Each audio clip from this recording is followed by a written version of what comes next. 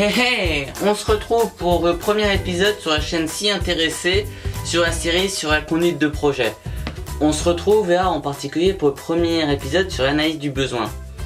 Alors avant de commencer, je te conseille d'aller regarder la vidéo ici. C'est l'introduction de la chaîne, comme ça tu sauras qui je suis. Alors pour mener un projet, il y a un certain nombre d'étapes à valider. On les oublie souvent quand on fait un projet personnel, mais bon, elles sont quand même vachement importantes quand on fait un gros projet ou quand c'est un projet industriel. Quoique, pour les projets industriels, nous y reviendrons puisqu'il y a une autre technique que l'on verra plus tard. Alors c'est vrai que c'est quelque chose d'assez abstrait, mais étant donné que c'est la première partie du programme de SI, faut qu'on le fasse. Et vous allez voir, c'est assez essentiel pour la suite. Alors, la conduite d'un projet se divise en plusieurs sous-parties. La première étant l'analyse du besoin, et c'est ça qu'on va voir aujourd'hui. Alors je vous l'accorde, ça peut être assez difficile à définir, parce que un besoin, ça change avec le temps, ça peut se créer, n'oubliez pas notre fidèle société de consommation, et surtout on vit dans un monde où on ne fabrique plus comme ça. Il y a encore 50 ans, on fabriquait sans vraiment savoir si on allait vendre un produit. Mais aujourd'hui, avec les contraintes environnementales en particulier, on est obligé de s'assurer que le produit qu'on va vendre va se vendre justement. Et donc, on a besoin forcément de mieux connaître le besoin. Si le produit qu'on fabrique ne répond à aucun besoin, il va pas se vendre parce que les gens n'en auront justement pas besoin. Tout au long de la vidéo, on va prendre un exemple. La société Sarou veut construire un nouveau véhicule qui permet à un utilisateur de se déplacer en milieu urbain. On va essayer de suivre la réflexion que pourraient avoir les ingénieurs de cette société. Alors pour cela, on a un certain nombre de techniques, des schémas en fait, qui nous permettent de nous poser un certain nombre de questions. Des questions qui nous permettent d'avancer dans la recherche du besoin. Le besoin auquel doit répondre ce nouveau véhicule est assez simple. Déplacer une personne rapidement en milieu urbain. Pour énoncer le besoin, on va utiliser ce qu'on appelle une bête à cornes. Une bête à cornes, c'est assez simple, ça ressemble à ça. Non. À ça. C'est mieux. On va se poser 3 questions essentielles. À qui sert le besoin? Sur quoi le besoin agit? Pourquoi faire? Alors, quand vous avez ce bestiau, on va pouvoir passer à la suite. Il va vous falloir déterminer des contraintes, c'est-à-dire à quoi va faire face votre produit. Cela prend la forme de plusieurs fonctions, une ou deux principales et des secondaires. Et les principales, on les appellera des fonctions de service, on les notera FS. Et les fonctions secondaires, on les appellera des fonctions techniques.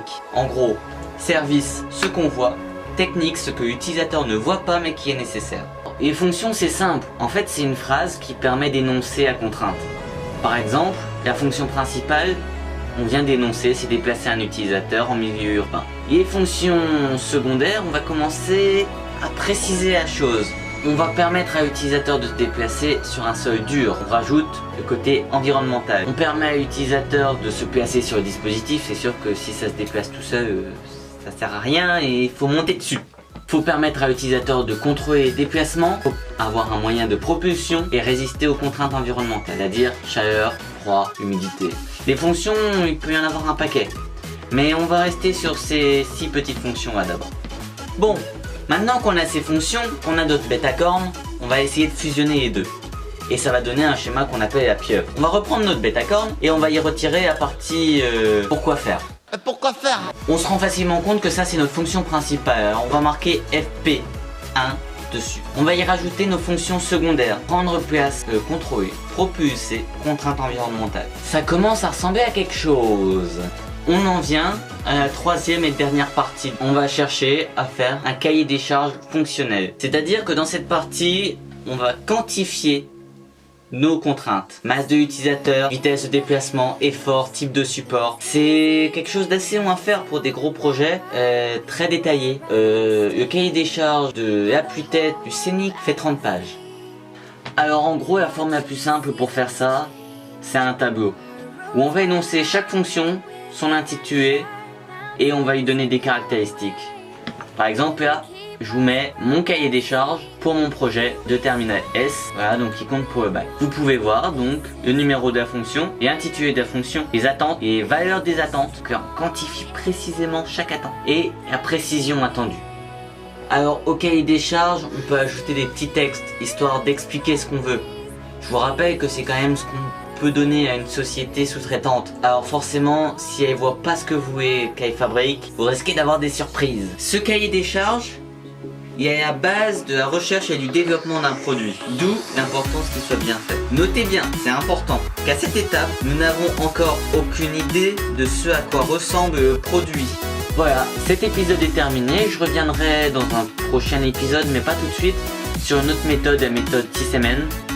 J'espère que cet épisode t'aura plu, j'attends ton avis dans les commentaires, si t'as aimé, un petit pouce bleu. Alors comme je sais que cet épisode était un peu bardant, on va essayer de changer un peu ça la prochaine fois. J'ai reçu mon nouveau portable, donc peut-être que la semaine prochaine vous aurez une petite vidéo un peu vlog présentation de ce portable. Voilà. En attendant, on se retrouve pour l'épisode 2. Ciao!